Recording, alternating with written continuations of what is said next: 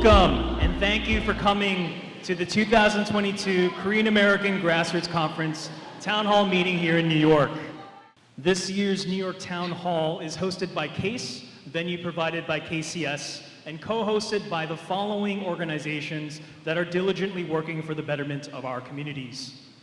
Korean American Association of Greater New York, Korean American Senior Citizen Society of Greater New York, the Korean American Community Services of Metropolitan New York, Mingkwan Center for Community Action, Korean American Family Service Center, YWCA of Queens, Korean American Sanctuary Churches Network, Korean American Business Council of New York, New York Association of Korean American Businessmen, the Korean Dry Cleaners Association of New York, the Korean Nail Salon Association of New York, Korean American Retired Citizens, Community Inclusion and Development Alliance, and Korean American Chinese Council.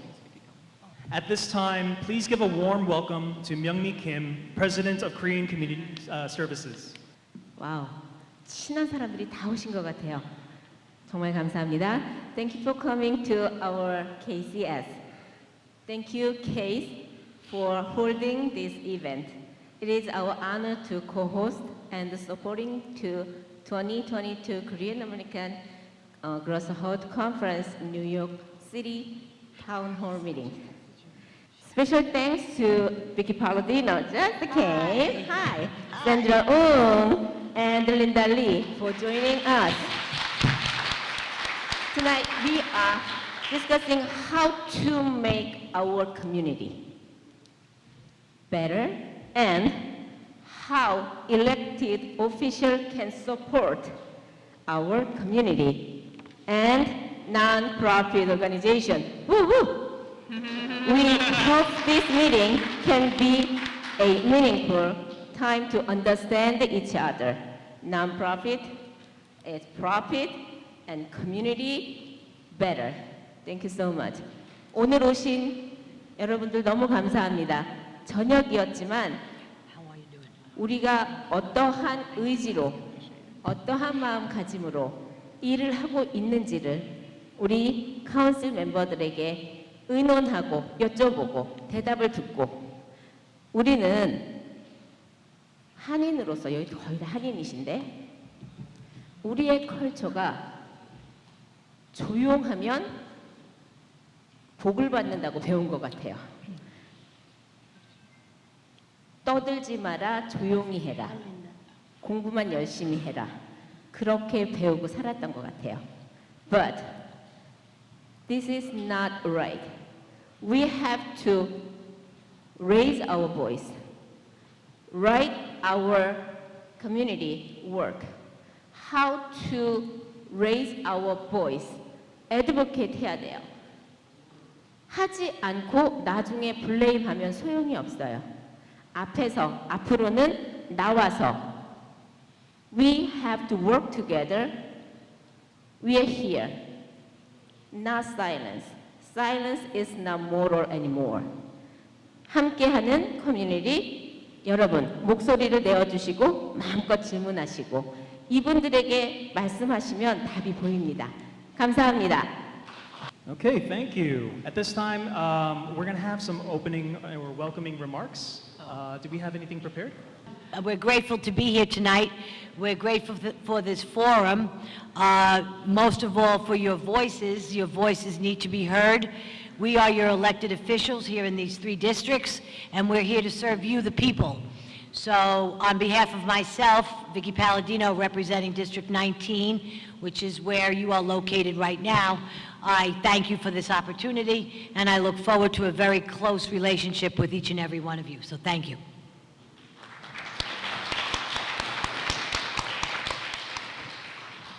Hi, I'm City Council Member Sandra representing District 20, which is Flushing, downtown Flushing, and of course Murray Hill. I'm very honored to be here tonight, very honored to represent District 20, and I want to thank all the organizations and groups that actually I know it's a lot of work to do this, so I really want to give you guys a big shout out for putting this together. Thank you. Hi, I'm Linda Lee, council member for District 23, further east and a little south from here. It's still your home. Yeah, but I'm just very honored to be here. I feel like I should be sitting out there with you guys because I've been fighting alongside so many of the groups that are here for many, many years, and so I'm just grateful to be here, so thank you.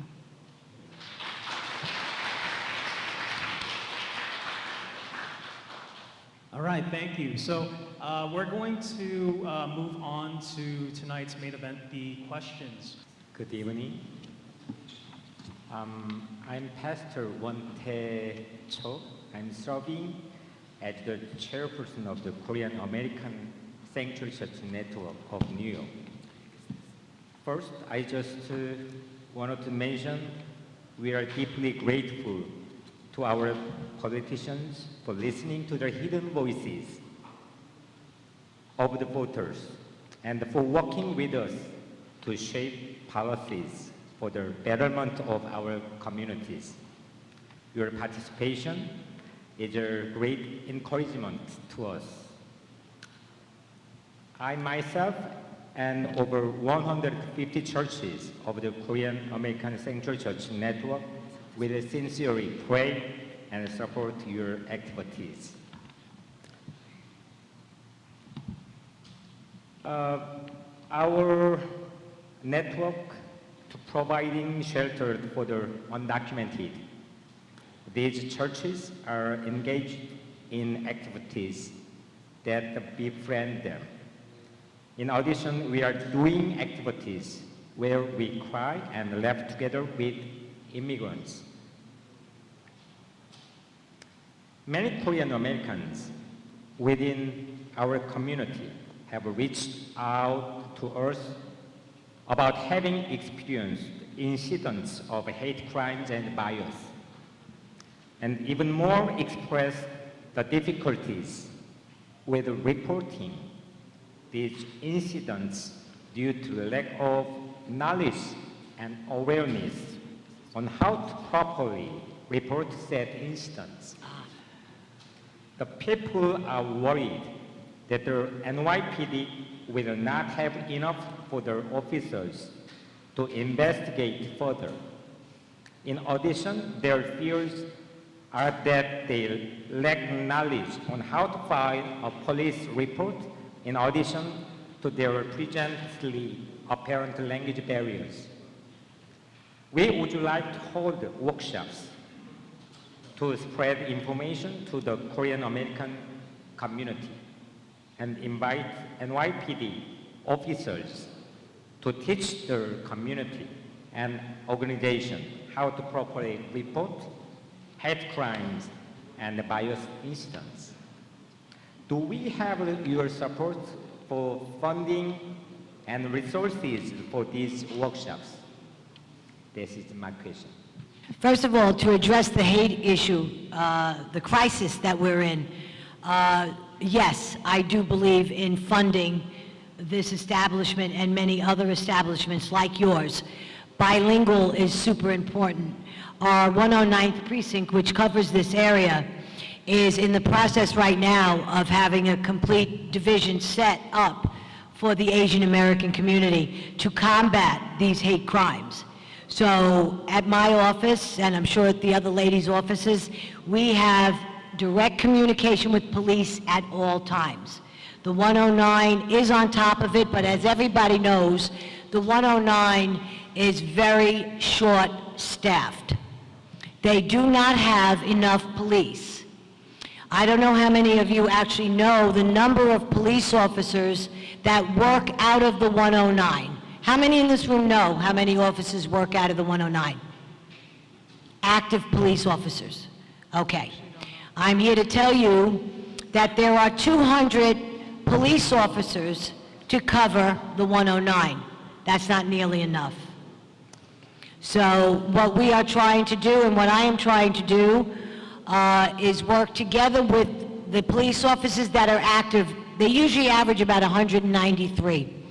Sandra's district is extremely dense. My district 19 is getting even more dense. Linda will speak for her district because she tips into the 109, but you're basically 111, right? Yeah, well, I actually don't have 109. You're in the, it's just me and Sandra? Okay, you don't have anything in the 109?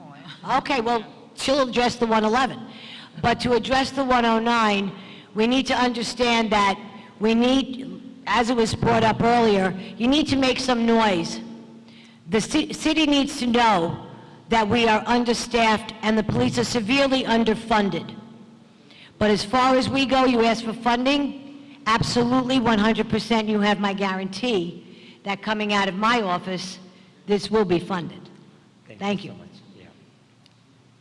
Thank you, and thank you for asking that question. So the New York City Council this year actually has a new initiative, the first time in New York City Council, to address the issue that you're talking about. It is to combat crimes and to help victims of crimes to get the assistance that they need. So I would say all of us here actually were recipients of this initiative, that we are funding the different not-for-profits that's doing exactly what you're talking about. Also, like Councilman Paladino said, That's okay, you can say what I want everybody to know in our office, we do have a very good relationship with the 109 Police Precinct. So if you do encounter a hate crime incident, you get a police report, you have no idea what's saying, or it's not actually saying what you think it should be saying, or what you told the police officer. I really do encourage you to actually contact my office. Right. I actually have Jisa Kim right there. She works in our office, and she speaks Korean, very fluent Korean English. So I really do encourage you to actually contact office. If you do encounter some situations with the police, you're like, what's going on? Is this right? Isn't this right? What should happen next? But I do also understand when you do encounter an incident, you're like, what is going to happen next? And you do have a right to know that. So my office number is 718-888-8747. Thank you. No, it's okay. Thank you so much for the question. So, as Sandra mentioned, and as others have mentioned, there is a new pot of funding that has actually been given to each of the city council members for the safety, and there's also more money that has been put into the hate crimes initiative as well. However, I would caution, if you've never gotten city contracts before, be careful and partner with one of the groups that already has city contracts, because the contracting process is so cumbersome. And for $5,000, $10,000, I would latch on to another group that has had city contracting before, because there's also rules and requirements in terms of if you're a first-time nonprofit organization looking for funding, there's rules around that as well. To the larger picture issue, in my district for District 23, I have the 111, the 107, the 105th, and the 112th precinct. So I have 4 precincts in my district. And I have to say, they've all been really great in responding to whenever we have issues, if we report crimes. But I think the larger issue is it's multifaceted, because number one, the burden of proof for a hate crime is really high. So, and a lot of these people are getting smarter, so they won't say the hate crime words that are usually typical, right? Derogatory or, racist comments or anything like that. Like they've learned not to say it so that it's not considered a hate crime, but they'll spit at you and they'll, physically, they could assault. But there are certain things that they're getting away with. So the burden of proof for something to be considered a hate crime is actually really high, number one. And so the other thing is that we need to partner with the DA's office, right? Because the district attorney's office is going to be the one that's going to prosecute. So we actually partnered with the DA's office, I think a bunch of us, to do a hate crimes workshop, just to inform the community and let them know these are your rights, this is what you can do. But also the other issue is the language barriers, right? If I'm a 어르신 or 할머니 and this actually happened to someone in my family where they actually got punched, but they didn't want to make a big deal about it or make a fuss, right? So I think we need to kind of speak up and report it. And if you don't feel comfortable in terms of the language barrier, that's why you have organizations that are here today, as well as our offices that have staff that can speak the different languages. And so that's, we have to work together on that as a community, because the language barrier, I think, can be a real deterrent for people to report. So we have to make sure, because I know a lot of people go to their pastors, they'll go to the KCS Senior Center and talk to staff there.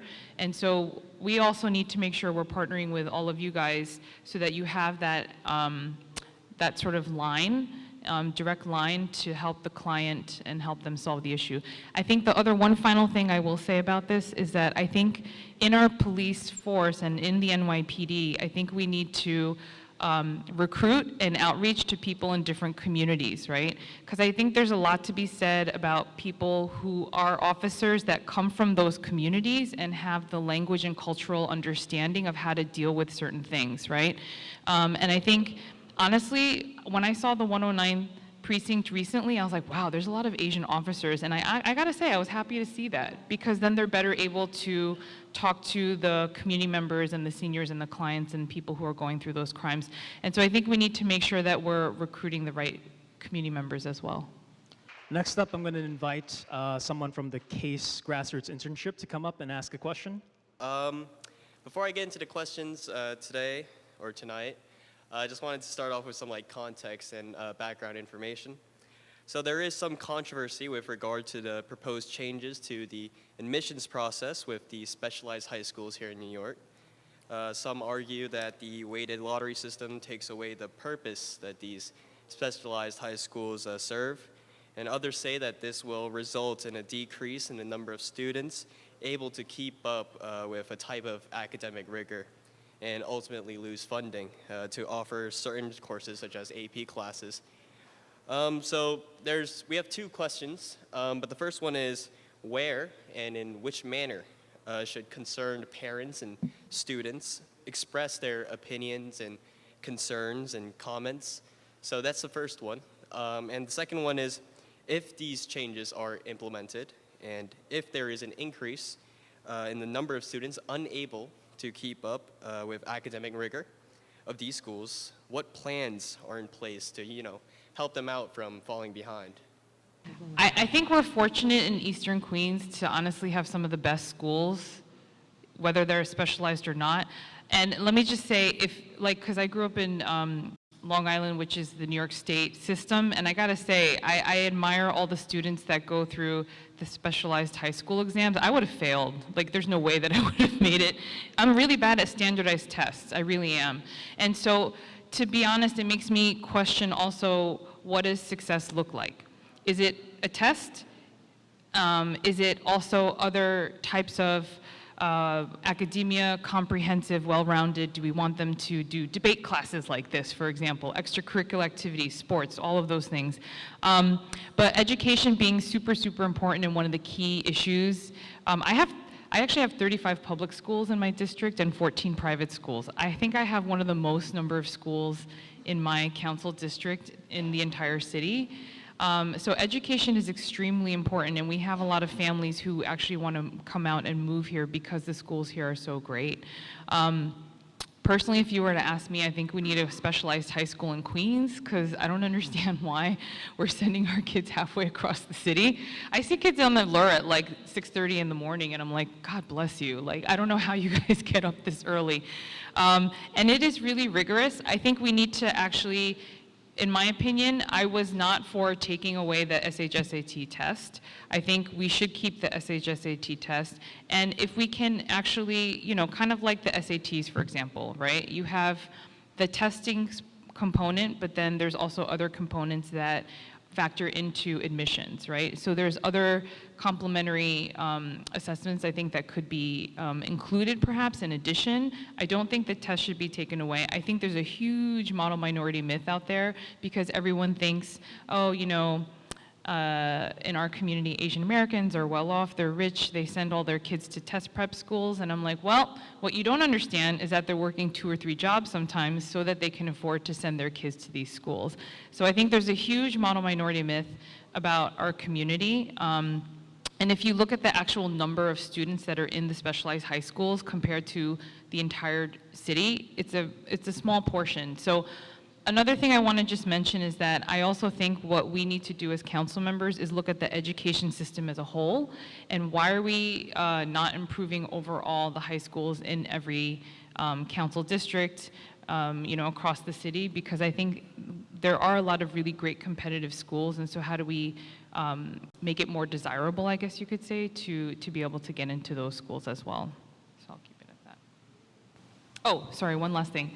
I think our community is really bad about also voicing their opinions and being part of the CEC. So CEC, I don't know how many of you guys know what that is. Does anybody know what CEC is? Alexander knows. So it's the local community education council, right, for the schools. And the CEC for each school district meets, and that's where a lot of the parents voice their concerns, and also the superintendents are part of those meetings, and they happen monthly, right? So I think we also need to do a better job of engaging parents to make sure that those concerns are voiced, because if not, then folks are not going to understand or be aware of what the general consensus of the community is. What Linda just left off with engaging in CEC, I actually have District 25 as my education council district, which is different than your city council district. So sometimes I know that's confusing because people's like, you're from this district, but it's that district. So I'm in city council District 20, but the education district I have mainly is District 25. CEC meets once a month, and my office is on it. And the truth is, there's really not a lot of Asian American parents that's on CEC. So I really encourage all of you that if you can, to please just come to it. It's actually on Zoom right now, so it's very easy to log on. It's on right now. And also, if you don't know when they meet, how to get involved with them, how to contact them, again, please feel free to contact our office. We have all that information. Also with your PTAs, if you do have a PTA that's active in your school, or moreover, you can start a PTA. I also encourage that too. That's also a very good way to express your concerns to the community and also to people like us, to let us know what is it that you're thinking of, and to the decision makers, frankly. And more to your second question, I know this question deals with the weighted lottery system that happened this year with the high school admission process. I was actually very disappointed when it happened, and I made that disappointment known to the chancellor and the senior advisors. I realized that was a carryover from the last administration, but then not to let parents know what's going on, not to let educators know this was a process, was a disappointment. I had a serious conversation with them. They did tell me that this is again, according to them, at that moment, that they will reverse or change or edit the system. I don't know what it's going to look like. They have said they're going to engage the community, parents and educators, about what the new system should be. I have said it. I don't think someone, frankly, a student who has 80, who got an 80, like 80, would be weighted the same way as a student who got a 99. And back more to your question, of your second question, I'm not going to mention the high school I was talking with, but I did talk to a principal in a high school about the admission process for this year, recognizing that there may be students who are entering that high school who may or may not be able to keep up the rigorous program. And the high school says they're really trying to work with the student themselves, because they obviously want the students to be, emotionally well, dealing with a rigorous academic system, and also with the parents to see what is the best track that the students can be on. Okay, so to piggyback off of my two friends next to me, I want to say that I was extremely disappointed with the lottery system, and I'm totally against the lottery system. There is absolutely no way we should do away with specialized high schools. There is no way you could clump together a child who is not achieving to their level as opposed to these kids who are way up here. These kids who are way up here with 95 and 100 averages, 99 averages, are suffering the same way these kids who are striving hard to maintain an 80 average. There is no difference, but we cannot lower our standards ever. And that's what we did this last go-around. Not allowed to happen. So we together will work and figure out with the chancellor, which I will be meeting him this week, actually, next week, And there's a long laundry list that I do have concerning this lottery system, and they are going to tweak it. By that I mean figure out what was wrong, what was right, and work around it, and try to come to some sort of level ground. We brought up the CEC meetings. This is your opportunity to get involved. They meet once a month. Parent involvement is crucial in your child's education. And because we live in districts 25 and 26, these are the two top districts, one of the many, but two of the top districts here in the city of New York. Out of 5 boroughs, people move here. Maybe you did, because of our education system and because of our districts. District 25 has got a superintendent, and most of my schools, like Sandra's, is in District 25, and her name is Danielle DeMango. And she is there for each and every one of you. There is nothing stopping you from getting involved but you yourselves. Please, get involved. Make your voices heard. They're open once a month. When you go to a school board meeting and you only see 20 people there, that doesn't reflect you. That doesn't reflect the majority of people in the district. So you got 20 people deciding which direction a district is going to take. No, that's not how it works. So to make things different, once again, we come back to the same thing, your involvement. You're no longer a minority anymore. You are no longer a minority community. You have a voice, you have the ability to move the needle on the record. Use that ability. And my office too is got a bilingual, come see me. You hear how I speak.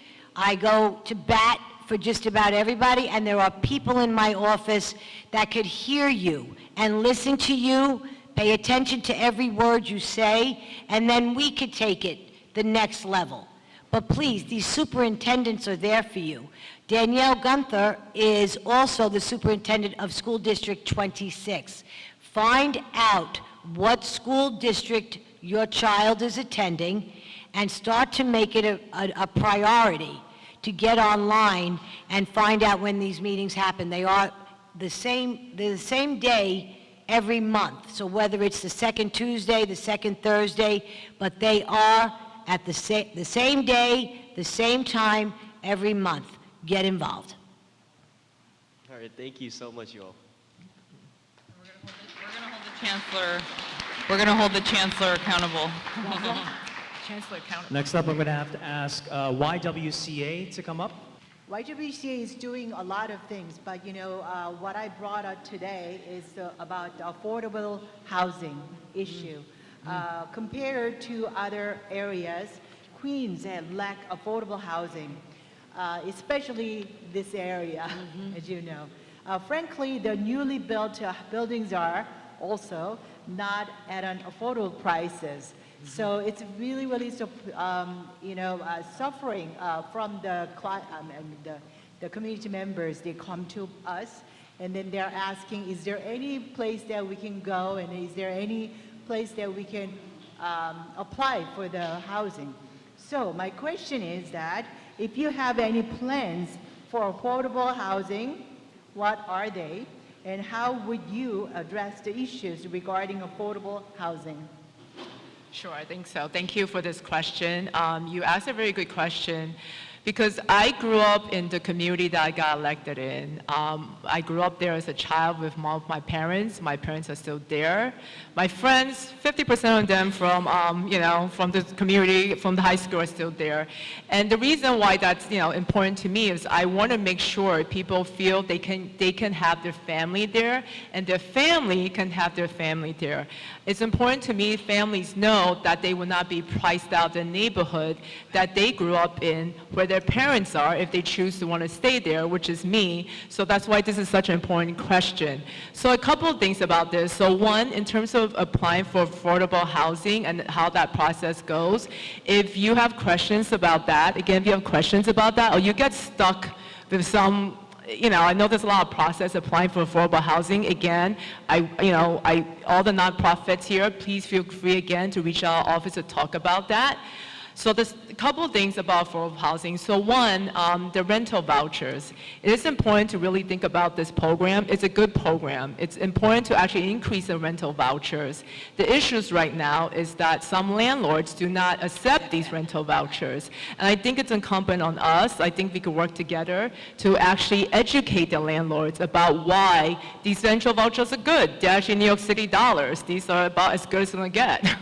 You're not gonna have New York City default on these rental vouchers. But it's incumbent upon the government, especially the New York City government, us sitting up here today, to educate the landlords about that. The second part about building affordable housing, I could say for me, anytime there's a ULURP process, the uniform review process, where a developer does not develop the land as of right, it's because they need some sort of city changes, edits to that. I could say every conversation I have had with any of those developers, I made it clear my number one priority is to build affordable housing, not just the legally mandated affordable housing they're required to do, but to push them very hard to think about how they can do more on the district that I represent. So thank you for asking this question.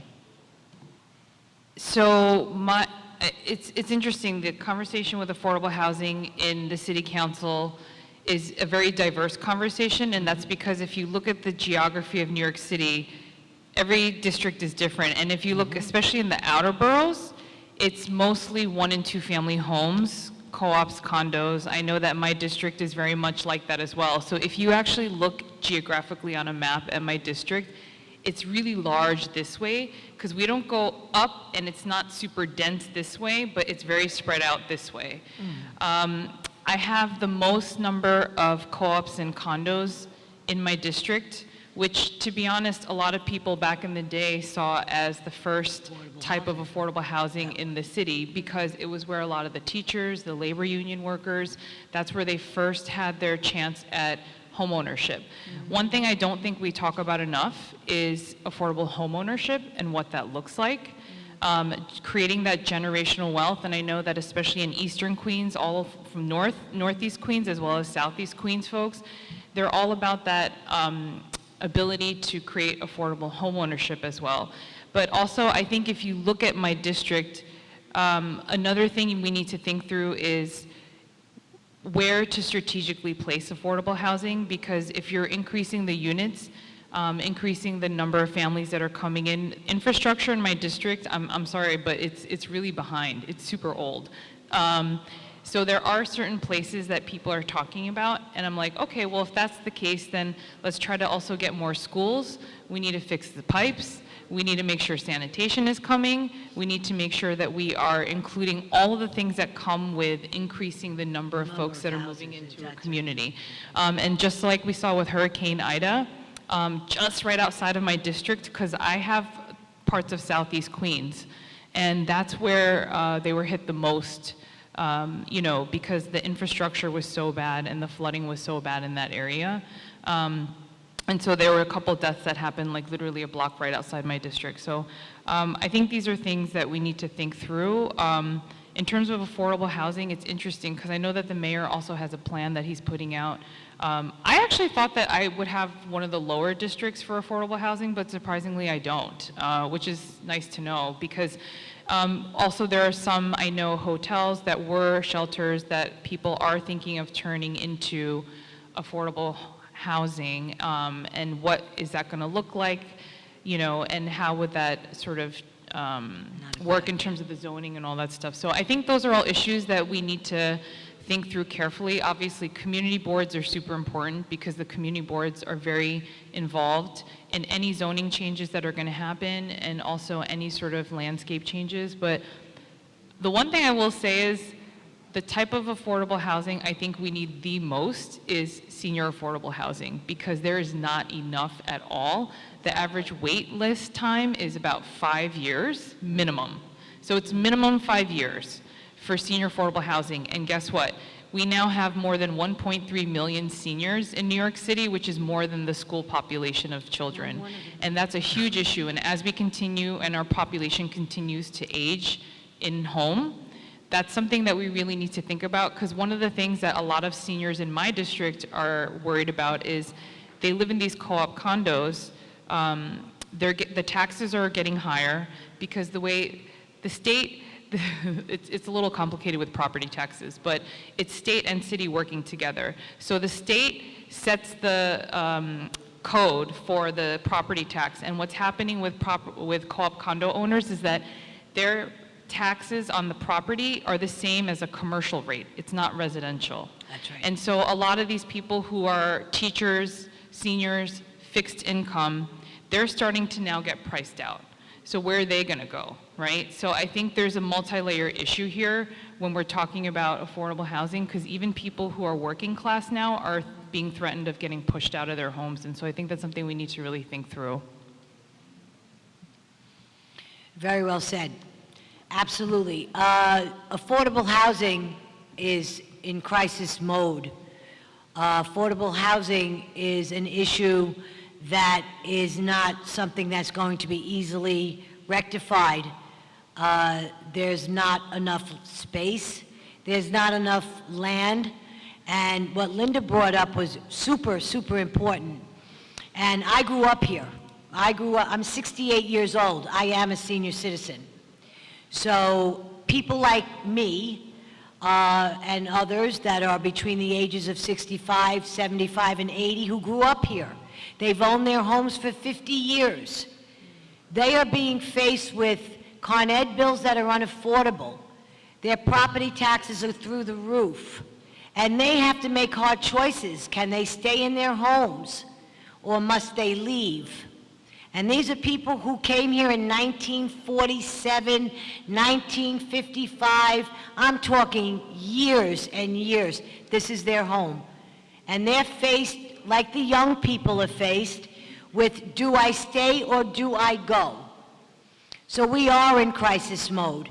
And what Linda brought up too was in District 19, we have a great many condos and co-ops.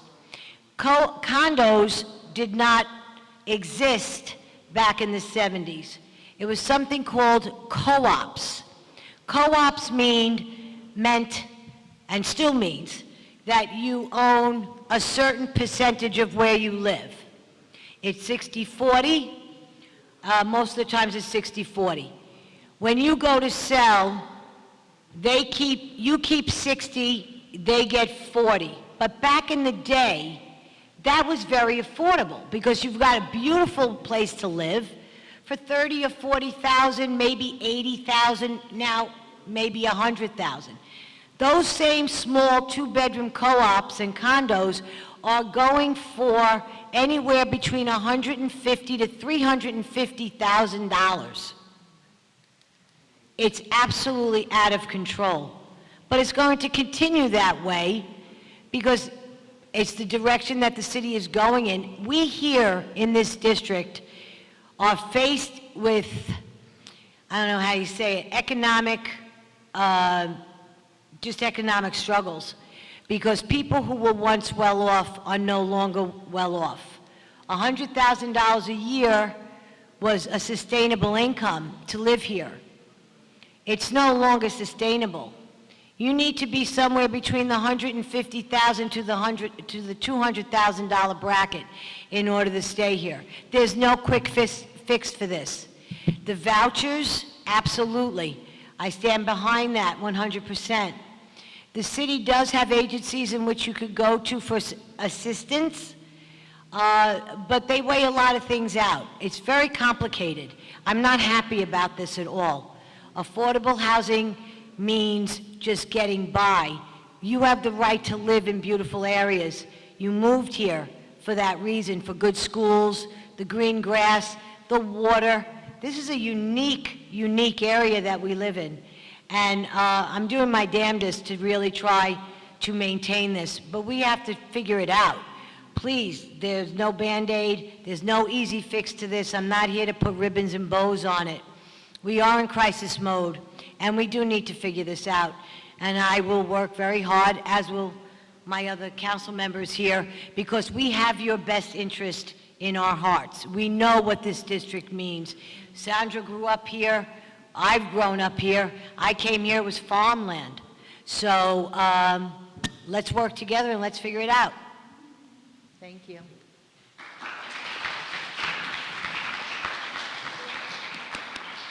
Okay, next up, I'm going to ask a KCAC to come up. Hi, my name is Jana Huang. I'm a rising senior in Francis Lewis High School, and I'm speaking for Korean American Chinese Council. Main Street Flushing, also known as Chinatown, is a wonderful area of attraction and maintains the beauty of street markets, which is an Asian culture. However, there have been concerns regarding the safety of the area. Many of us are aware how difficult at times to drive or walk around the area from just how crowded it can get. There has also been an increase in the number of people without housing. My question is, how do you plan to address the issue of ensuring safety of the area, but also preserve the cultural tradition? Thank you for asking this question. So I do represent downtown Flushing, and you do bring up a really good point. What people love about downtown Flushing is the cultural diversity. It's the food, it's all of it, which actually means it generates car traffic and foot traffic. So there's two sides of this, right? So, I mean, part of it is I recognize now the sidewalks are very, very tight. It is very, very hard to walk through the sidewalk. I do understand if you were elderly or you were disabled or you actually just rolling a cart down the block, with your child, it is very hard to get through Main Street Flushing. So the pedestrian safety, the safety of people waiting for buses is my #1 priority, and I want to assure all of you that. I mean, part of it has to do with enforcement issues right now going on downtown Flushing. I also made it very clear, equally with the vendors and with the storefronts, that enforcement needs to happen to protect all the pedestrians, disabled, the seniors. So that's something that I've been doing, and also through education. It is very important to educate both the vendors and the small businesses about the laws that's in place and for the compliance with those laws. Actually, my office has been out there pretty much every week with the different city agencies, making sure all the small businesses and the vendors to know these are the laws, and you must comply with the law to actually protect the safety of the people on the streets. And moreover, I also know I've been talking to a lot of small businesses in downtown Flushing, and petty larceny is also an issue. I recognize that because of the heavy traffic that goes in and out of so much of Flushing, that petty larceny is on the rise. Again, this is something I have talked to the 109 precinct about the new CEO about. They're very well, they know about this issue and something that we are working on. And also just one last thing, the police precinct actually is here to work with all of you. Just like maybe 2 months ago, I actually worked with the Murray Hill Merchant Association. We had an outreach from the police precinct telling the small businesses, these are the things you can do. They will do a walkthrough with your small business to tell you these are things that you can do to make sure your small business remains safe, especially I do know during the closing hours, that's also a time that there has been break-ins. Again, thank you for asking this question. Downtown Flushing. Downtown Flushing has become, actually a metropolis. I refer to it as a metropolis. I watched downtown Flushing grow from Roosevelt Avenue and Main Street, because I used to go there every Saturday and meet my friends on the corner under the clock. And we used to shop in Gertz, and I watched the changes happen over the last 40 years. It's been a slow process, but it's grown in leaps and bounds. Once again, we circle back to the population. And how do we balance out the population with the lack of police? They're also doing a lot of road work, right, Sandra? Are you getting torn up over there, the MTA? Yeah. So we're under major construction, this district, and Sandra's district. The DOT is going at it full throttle.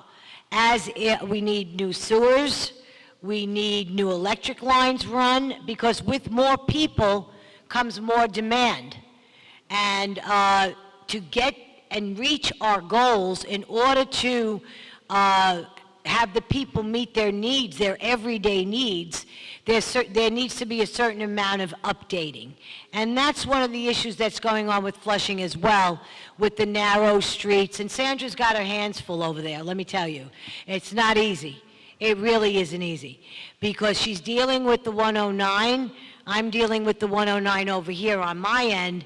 And I believe that this district here, District 19, and I watched it unfold as I grew older and older. And I watched it, and I said, what we have become is, you know, this district here, we used to be the suburb of Manhattan. We used to refer to Manhattan as, I'm going to the city, because we lived here. This was the suburbs. This still is, thank God, the suburbs. But now we have watched it become the suburbs of Flushing. Because Flushing, people go to, it's a go-to place. It's a destination.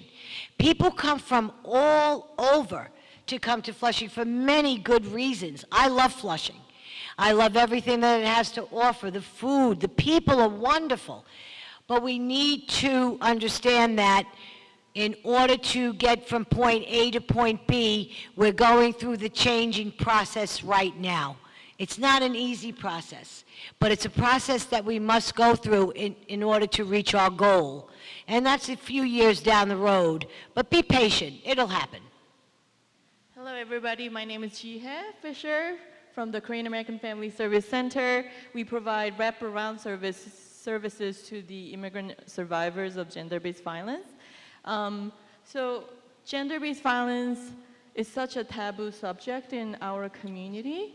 And with the cultural and language barriers, it's really difficult for these immigrant survivors to access linguistically and culturally affirming services. And KFSC has been making greater efforts in reaching out to these survivors. So my question is,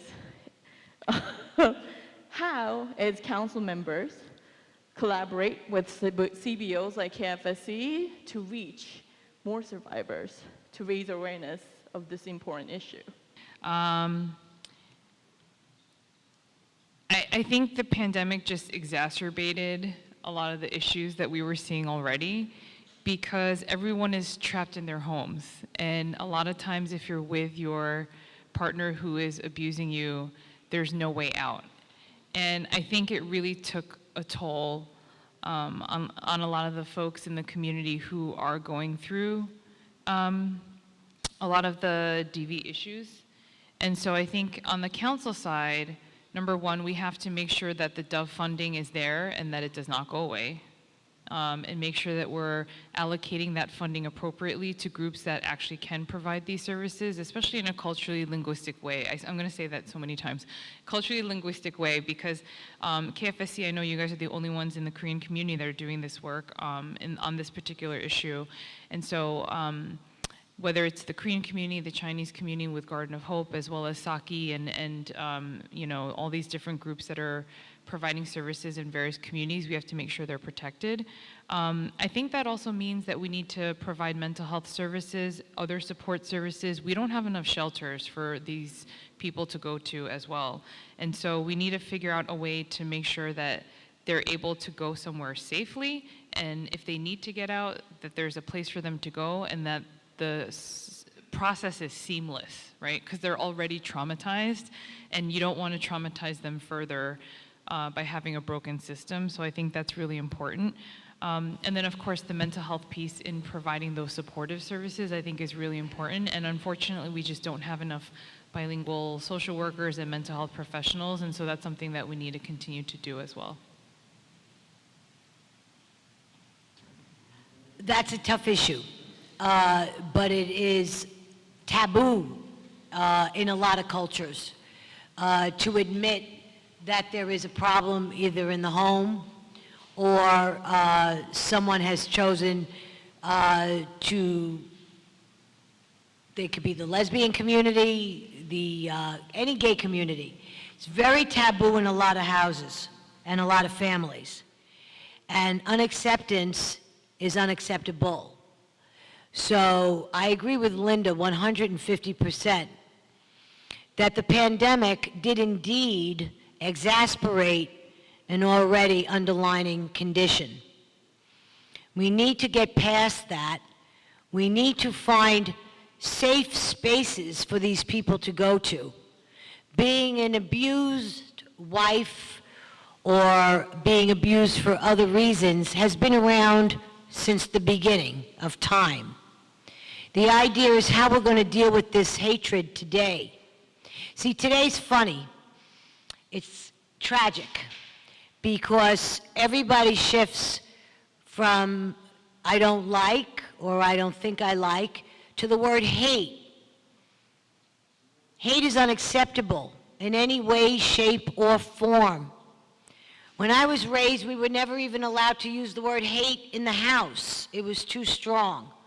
I raised both my sons that way. No one is allowed to use the word hate, but it's out there.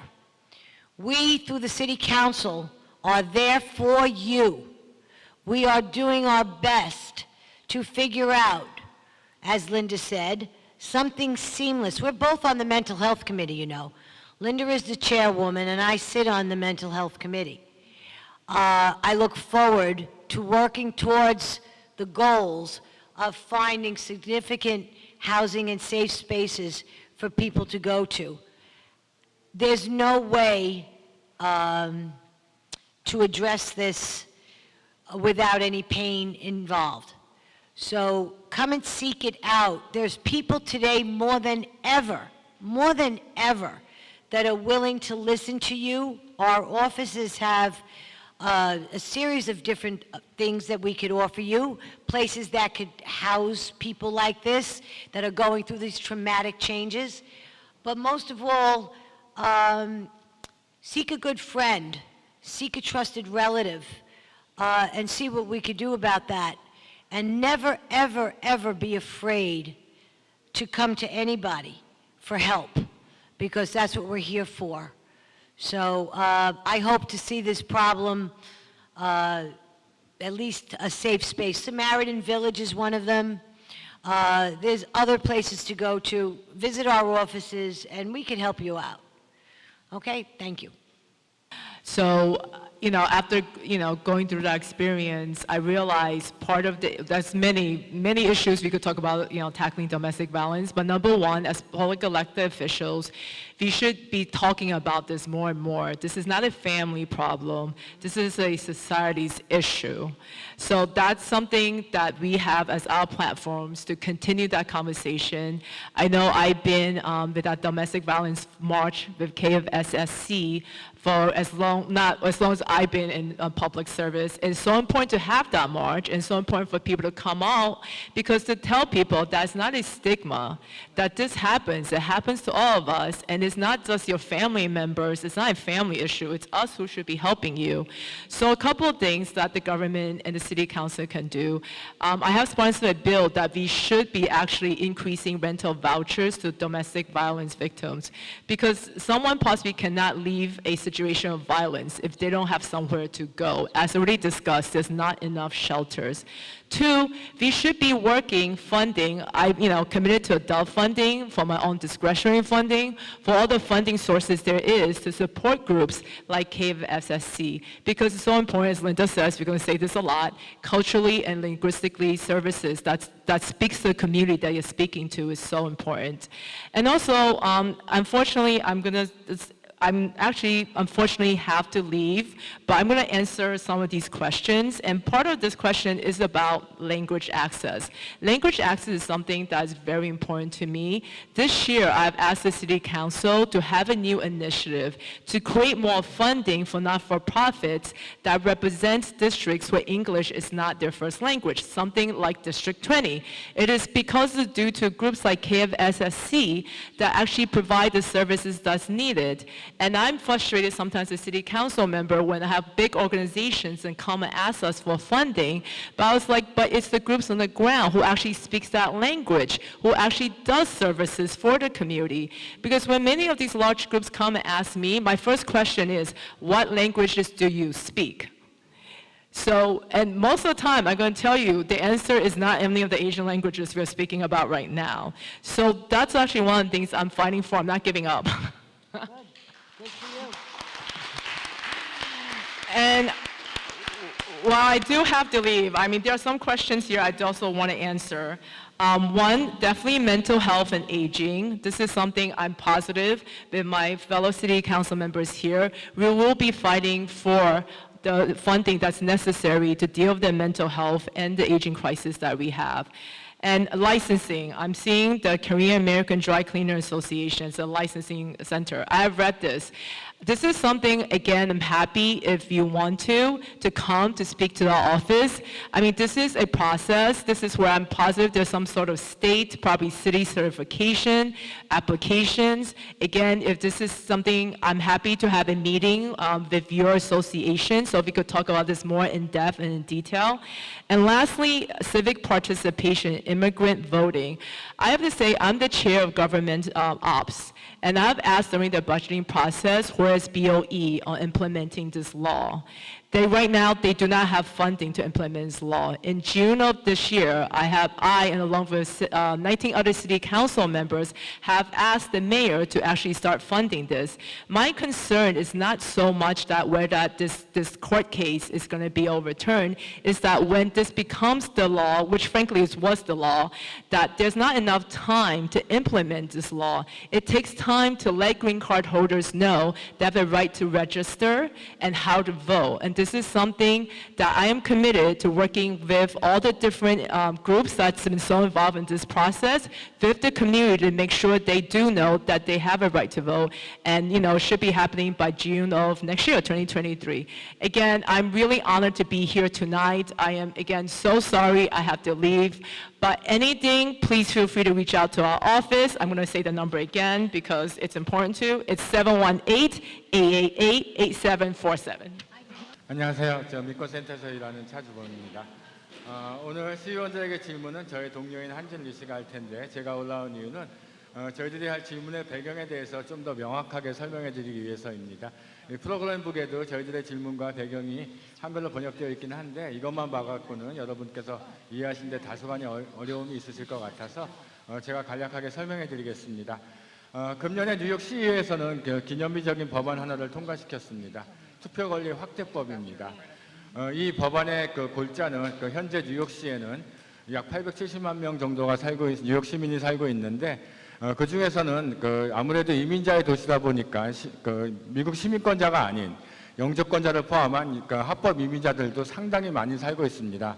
그래서 금년에 뉴욕 시의회에서 통과시킨 법안의 내용은 시민권자가 아니더라도 연방선거는 아니고 주선거는 아니고 뉴욕 시선거, 그러니까 메이어, 시장, 퍼블릭 애드보케이트, 공익공호관, 컴트롤러 감사원장, 그리고 뉴욕 시의원들을 뽑는 뉴욕 시선거에서는 시민권자가 아니더라도 합법 체류자들, 영주권자나 그런 합법 체류자들에게도 투표권을 부여하자는 법안이었습니다.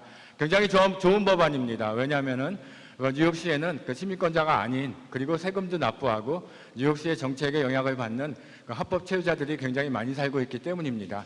이 법안은 저희 민권센터를 비롯한 여러 이민자 단체들이 지난 20년 동안 노력해서 통과시킨 법안입니다. 이 예정대로라면 내년도 2023년도 시선거부터 이 법안이 적용돼야 되는데, 아까 산드라 엉 시의원께서도 잠깐 설명한 것처럼 이 법안에 반대하는 쪽에서 스태틀아일랜드에 있는 주 대법원에 소송을 제기했고, 법원의 판결에 따라서 이 법안에 현재 제동이 걸린 상태입니다. 물론 저희는 현재 항소를 준비하고 있고요. 오늘 저희들이 시의원들에게 드릴 질문은 이 법안이 내년도에 무사히 뉴욕 시선거부터 적용될 수 있도록 어떤 노력을 할 것인가, 그리고 이 법안에 대한 당신들의 입장은 무엇인가, 그것을 질문하려고 합니다. 한진 이어탄다.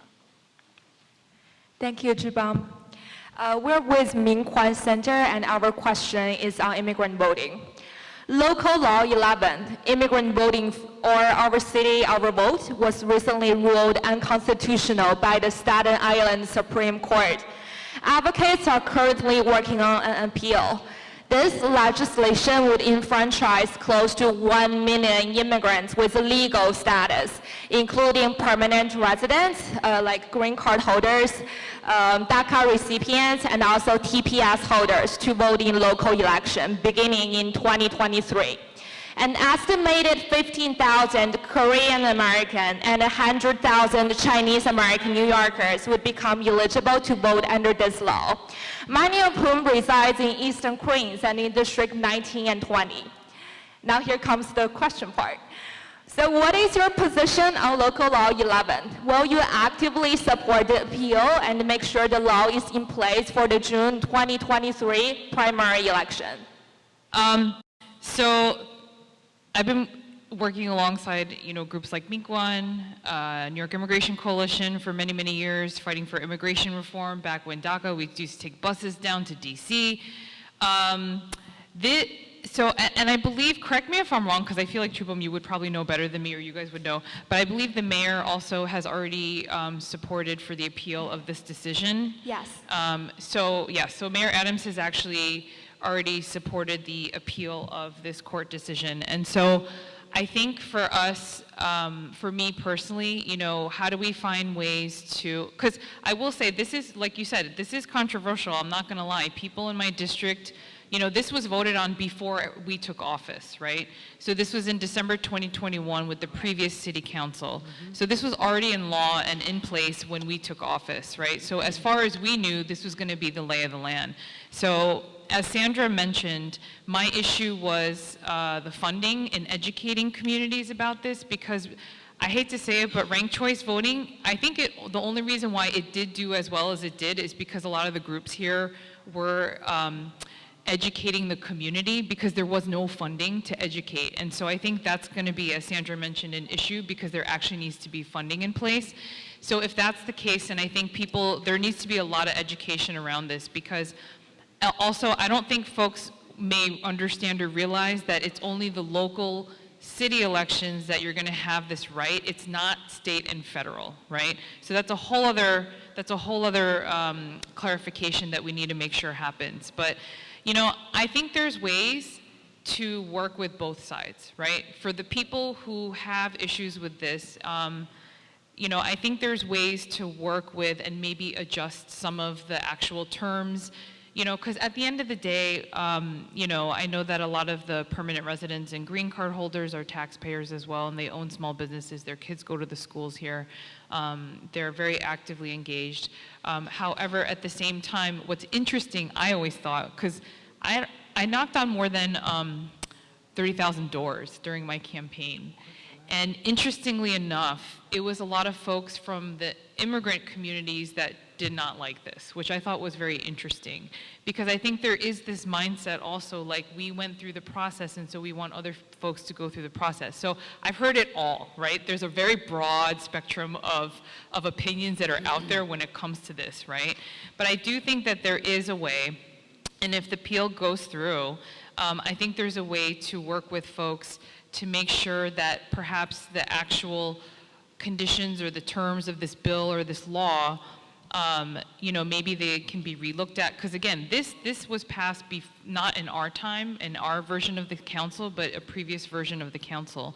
And so I'm hopeful, I like to remain hopeful, that there's a way to find compromise and to see if we can find that middle ground. But yeah, I mean, I know that the mayor has already supported the appeals of this, which is, good to see, so. Yeah. My opinion is, this is a difficult decision. I did not agree entirely with this at all. For reasons Linda stated, I hear the same thing. We went through the process. We became American citizens. Now that is not to begrudge anybody in this room who has worked hard to be here, raised their family here, bought their homes here, started their businesses here. That's not to begrudge anybody. The language in the law states, and this is what I take a very big issue with, a 30-day requirement, resident requirement. That means corruption, folks. Lots and lots of corruption. Because you could move here into District 19, live here for 30 days, and be allowed to vote. I take issue with that. And my issue is because if 10,000 people or 5,000 people come here and give somebody else's address and shows that they live here but they don't really, they could shift the entire election. This is a municipal election. One person, one vote. That's how Linda and I win. This is not an electoral college that deals with the nationwide. Your vote does not affect your statewide elections. It's strictly for hers and mine and the mayor's and anybody who's involved in city. So yes, I do take, I have a problem with it. And like I said, I'm going to state with that it's a 30-day requirement. That breeds corruption. Everybody is so afraid of voter fraud. We've seen what's happened in many elections in the past. We want to try to avoid election fraud. The way to fix that is to look better at this law as it's written and shift some of the words around and find the word compromise. 30 days to live in District 19 does not give you the ability to judge, or in 23, who will be your next city council person. It's not fair. I'm not for it. That's it. Thank you. Sorry, a couple other things to add is that I think a lot of the groups here are already working on this, but if you look at the recent elections, it's kind of, I think what we also need to do better is re-engage people who have the right to vote to actually go out and vote, right? I think that's frustrating to see because the turnout was so low in this election, and I think that's something we also need to encourage. It's not just the new folks, but it's like the people who have the right and have no idea who their council members are or elected officials, and they need to understand why it's important to have that vote. So I think that's something I would want to say. And also at the federal level, which I know is not us because we're very local, but this is just me personally, I'm not speaking for... No, you can speak. Go ahead. But one of the things I think that we do need to work on is that I know that a lot of things were slowed down because of the pandemic, and there's a huge backlog. I think it's gotten better, but a lot of folks who are waiting for their visas, who are waiting for their citizenship, we need to make sure that that gets processed quickly. Absolutely. Because there's a lot of people who are waiting for those and sort of are in the you know, purgatory, like just, not purgatory, but you know what I mean, like they're just kind of waiting in limbo. And I have to say, after working at KCS and really seeing the struggles of folks who have their H-1B work visas, it's hard, right? Because it's something that as citizens we take for granted, right? We can go to any job, we don't have to think about if we got to go back to our country or stay here. But a lot of folks that have the H-1B visas, or any visa for that matter, and are waiting to go through that process, we need to make sure that that happens more efficiently. That's true. In agreement with Linda on that. You know, this is not easy at all. We're talking about 850,000 people. 850,000 people. That's almost 1 million people for 5 boroughs. Do the math. It's not right. They need to rearrange the words a little bit. Somebody who moves here and lives here for 30 days does not get the chance to determine my fate or Linda's fate or anybody else's fate. You need to be here for a lot longer than that. And that's my real objection with the wording of this law. I mean, I don't even know how the heck it got passed, I'll tell you the truth. So many of these things get passed without actually thoroughly being read. And it's up to us to translate to you so that you understand the details, the minutia, as I call it, the weeds that people get tangled up into.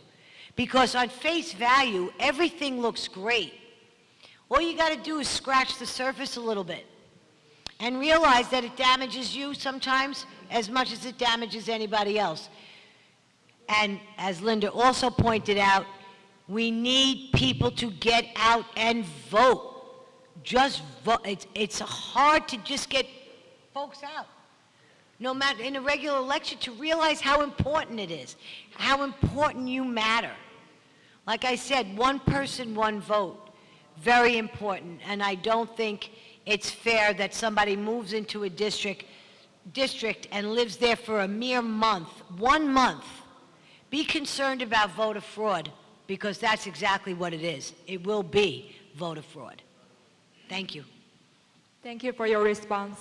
Dear NYC Council member Linda Lee and Vickie Paladino. Thank you. Very good. My name is wonderful show as the president of Korean American Senior Citizen Society of Greater New York.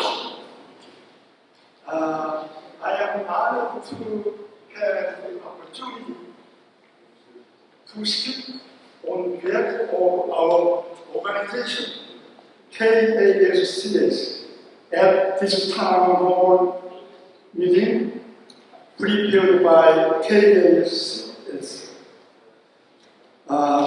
I'd like to introduce you to our organization. KASCS is doing summit and agenda to increase our funds. We are in desperate need of your help. Now, our office executive director, Grace Kim, will present to agenda of KASCS. Nice meeting you. My name is Grace Kim of KASCS. KASCS is a non-profit organization which has been serving Korean American senior citizens in New York for the last 46 years since 1976. We mainly provide two services, which are an education program and social welfare counseling for the elderly. And in 2019, our current president, Won Hun-jo, entered office, and over the course of the next 3 years, expanded consultations to 11 areas: senior housing applications, citizenship application and documentation, green card renewal, passport extension, and senior tax credit, rental leave and HIP application, translation of English documents and food stamps, Medicaid and Medicare application. We have 2 expert social workers who help around 1,500 members every year. And every fall we provide 3 influenza vaccines to our members and neighboring residents. And from last year we have begun volunteer services in mobile vehicles and the New York City hospital to provide COVID-19 vaccines and PCR tests. There is also a free haircut service on the second Tuesday of every month. And we provide computers, smartphone, English, yoga, line dance, tai chi, exercise for muscle and joint, and nutrition, acupuncture, and herbal education, citizenship test preparation, and photograph and photo editing, ukulele, and traditional Korean music classes. So over the past 3 years, 11 subjects were newly added to the program, and totaling 14 subjects. But unfortunately, 4 subjects have been closed due to the lack of budget, and so we now run 10 subjects with different levels. 17 classes are currently operating every week.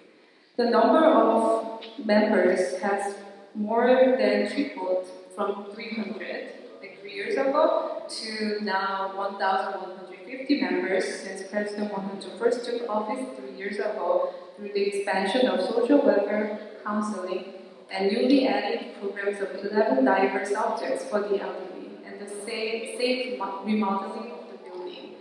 So in addition, in July 2020, when COVID-19 was in full swing, we switched to online Zoom video lectures to accommodate our members, which has been receiving positive feedback.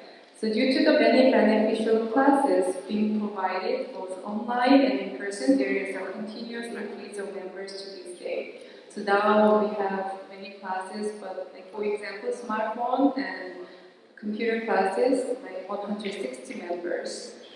And as explained above, more like financial assistance is desperately needed to take care of our members, just like exponentially increasing in member every year. We have one classroom, it's only 700 square feet, and many people, members, mainly seniors, they want to join in-person classes, but because of the small classroom, they can't join. So the New York City Department of Aid and Fund was set at $1,075,000 in this fiscal year of 2022, and has remained in place for the past 3 years. But however, a budget of $230,000 will be required this year, and $250,000 will be required in 2023. We need to have transportation service and increase our staff members, including social workers and lawyers, and restore the 4 subjects that were closed. So we ask for your best efforts in increasing the funds so that KASCS can continue to do valuable work in improving the quality of life for our seniors as a representative volunteer organization. Thank you.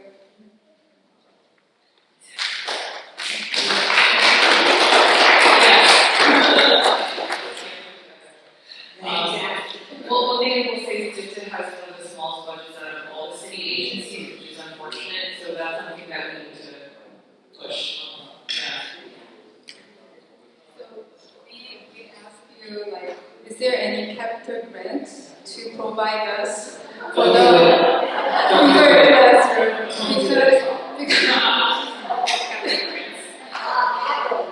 Because we need more, like, bigger class, we need more space. Like, for example, we have like many students joining smartphone and computer classes, but they can come. So we just continue online classes. But it's like the members of the class, each class is more than 160. So I will say the requirements that the city has for capital funding is tremendous. Gina and I know personally. It is very, very cumbersome. Also, they have requirements of how many years of consecutive years you need to have a certain dollar amount of city contracts in order to qualify for the capital grants. Honestly, I think this is where coalition building is very helpful because there's a lot of churches and other organizations that you can maybe rent from for the less expensive fee. And I think this is where it's important for the community to come together because I know everybody wants to have a building or go and expand, which is great, but the city also has a 90-50 rule, right? So you have to do fundraising. They're not going to just give money. You have to do the fundraising in addition to it. So it takes a lot of careful planning. The board members need to be involved. I think, you know, the capital funding process is just very complicated. It's not easy. I'm sorry. Well, that's okay. That's one thing we need to fix. That's one thing we need to fix. Yeah. The procurement process Right. and the capital funding process is unnecessarily, in my opinion, super It's very cumbersome. bureaucratic. Yeah. It's very weeds. It's a long red tape process. As Linda stated, you know, there's several levels we go through to get capital funding. We start first with our own pot that we're given. It's called discretionary funding. Then we go to our Queens delegation, and from the Queens delegation, we go to the Queens Borough President, and from the Queens Borough President, we go up a little higher to the Speaker. And if you're fortunate, the Speaker and the Mayor. But non-for-profits such as this, Linda laid the groundwork out pretty well. There are steps that you need to do in order for us to deliver for you more than what we've given to you already. Organizations such as this is tremendous. It's huge. It's reminiscent of days gone by when I see people that could actually go someplace and get the help they need, no matter what it is. You're here for your community. You're a community-based organization. You're something to be valued. You're the go-to place. And you are validated, in our opinion, for sure. So what we do going in, now we funded fiscal 23. Coming up now, oh, I can't even believe it. We got to go through this process again for 24. That's where you fall in. So you will fall in for fiscal year 24. Get in touch with our offices, start early, start to follow whatever advice our budget people give you to what you need to do in order to qualify for your capital funding. I know you wanted an elevator when I was here in the spring, right? I think we talked about an elevator. Different group. This was a different, we were here, I thought. Yeah. Okay. Yeah. But I'm just saying that there are major requirements that need to be done in order for you to qualify for matching funds. That doesn't mean it's impossible. Not at all. Everything is possible. Just find out the legwork that you need to do and do it. You've got 6 or 7 months to go before you actually start to hand in the information that needs to be handed in so we could get you qualified, if we could do that. Yeah, sorry, I should be more positive. Yes, it can work if you guys have the right planning and everything in place and the funding in place. I think it can work, but it just has to be done very thoughtfully, carefully, methodically.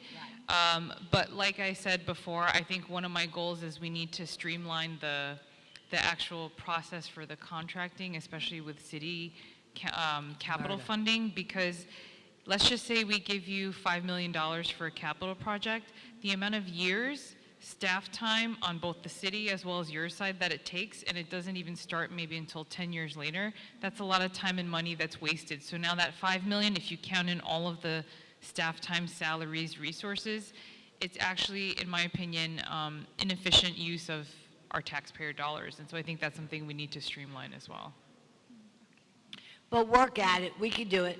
Work at it. Yes, We can we'll do help it. you. Nothing's impossible. We can do it. Thank you. Okay, and the final question for tonight is from KCS. I think I'll be mirroring back what everyone's saying. We need more social workers. We need more social workers, and I think more support for the existing social workers to have more impact. So my question is here. Can you hear me, actually? Can you? A little louder. A little louder, okay. Can you hear me? Yes. All right. Very good. All right, so my question is here, but I just wanted to first give an illustration. So right before this, I got off the phone with a very caring social worker at Nassau Jail, an Italian social worker, who had a client who, or detainee there who could not be assessed for his mental health because they had no Korean-speaking mental health staff. So they had to get on a language line. Oh my. So what this very caring person did on her double shift, where she ends at midnight, is she Googled and she found KCS, and then she called our clinic. Very good. And we were on the phone. That's how important you are. We weren't sure if he was gonna come, like if he was just gonna get discharged, or if he was gonna come back. And they managed to talk to the security and got him down from his cell. And then I had a very interesting conversation with him, where it's just very clear to me how much people just need to know to navigate basic things. Like I could just stand here and talk forever, but. What was he in for? What happened? Why did they remand him into custody? He was in Nassau County, right? Yeah, Nassau Jail. That's a tougher place, first of all. Much Yeah, tougher. but like one illustration for that is the clinic is in Flushing, and this person was just Googling online and found KCS because that's a perfect illustration of how limited the services are. And for her to be able to find someone who could talk to him in his language, and she said that he just never answered questions. But whenever he talked to the translator, he would open up, but they just couldn't get any sense of his mental status. And there's only so much I can do. Like, I can't go on the phone and diagnose him, even though I'm a social worker. Right. But what I could do is just talk to him about, do you have some awareness of, what services are in the community, just to see if he's oriented to time and place. And so there's so many different reasons people could call a clinic. And I think in terms of the money, like everyone is going to make the same, like everyone can benefit from greater resources, but it's about like how can we further build our bridges so that people who, like I think the culture has changed where people are recognizing it's not just about someone on the language line. It's about really reaching people and really making a difference.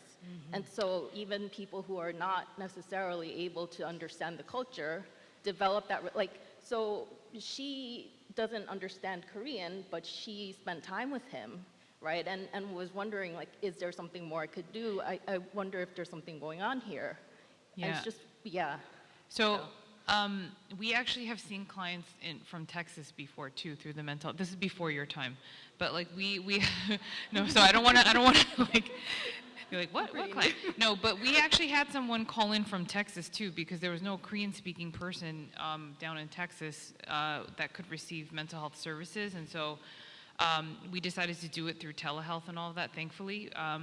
But I think the big issue is that like not just at KCS or other immigrant-serving communities, but across the board, there's a huge lack of workforce right now. There's not enough people. So even at the city, they want to hire people to work on Be Heard and all these other mental health related programs, but there's no one to hire.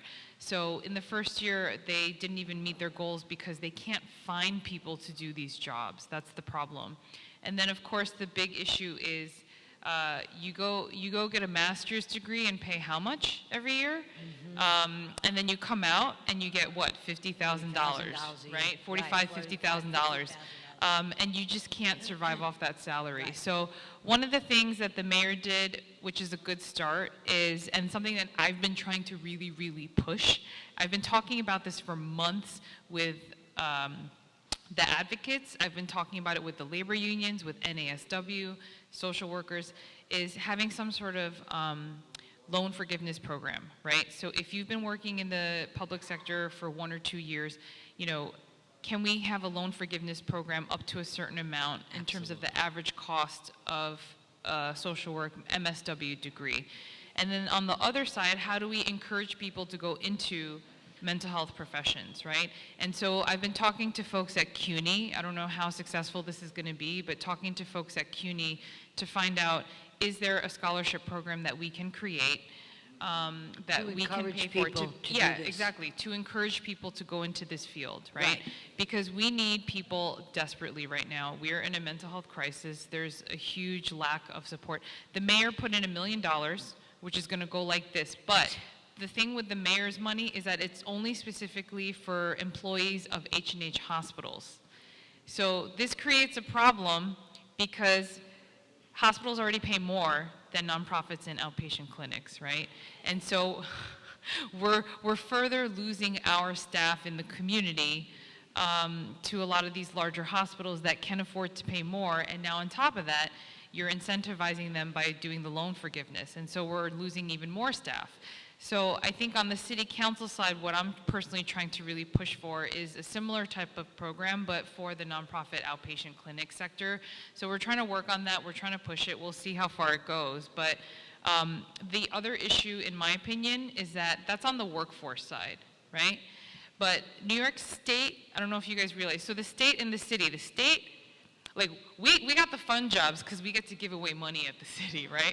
But the more important thing is that the state is where all the compliance regulatory lies. So it is not the city that decides how we deliver services at the mental health clinic. It is New York State Office of Mental Health, right? And they are also the ones that decide on the licensing process for nonprofit organizations to get your Article 31 clinic license or your Article 16, right?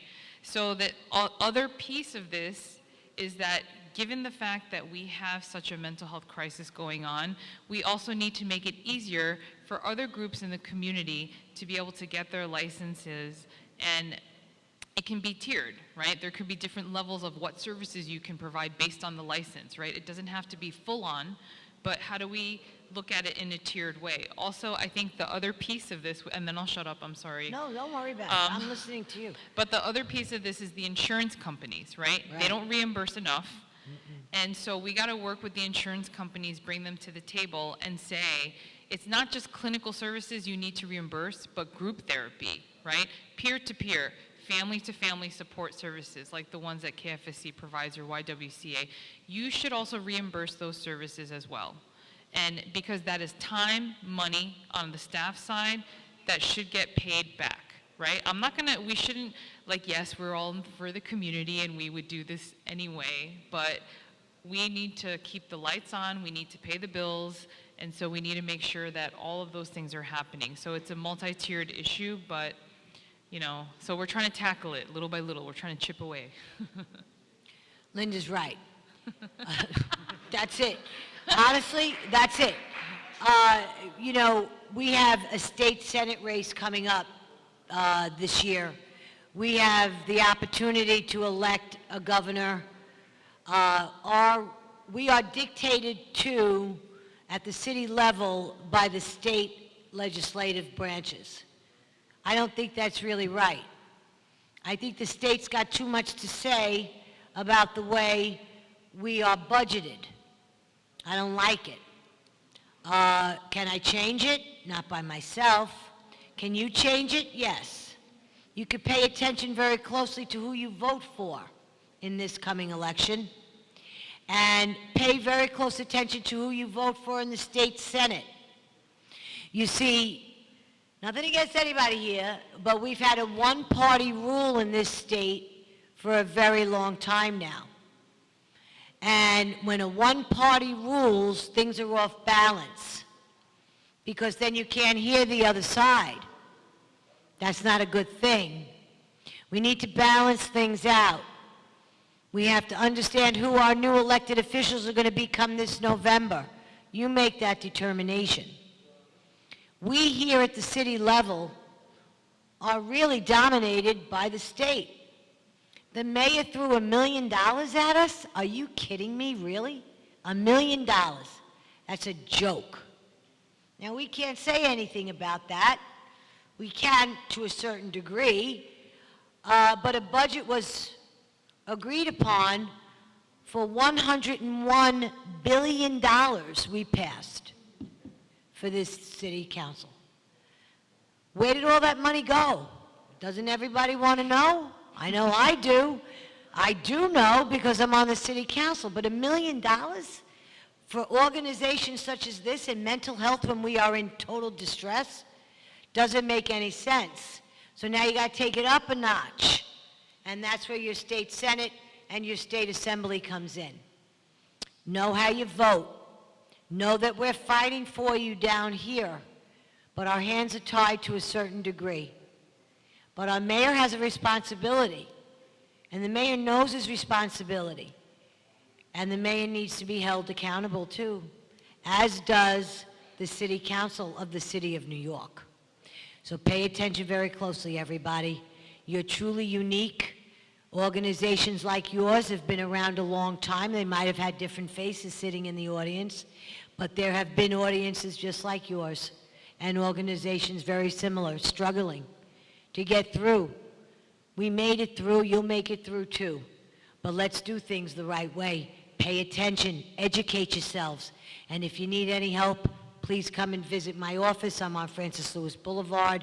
Most of you know where I am. You could reach me anytime. Linda's always here too. Come and visit us. Any questions? We're here for you. I love this organization. You just do so much. And I can't tell you how appreciative I am. Thank you very much.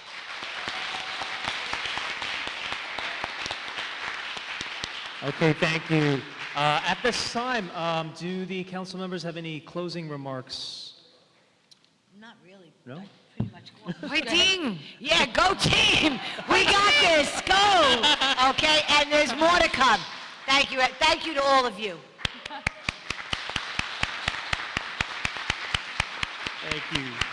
So now we're at the end of tonight's program. I would like to express my gratitude and appreciation to the New York State City Council members for their time in making tonight such a successful evening.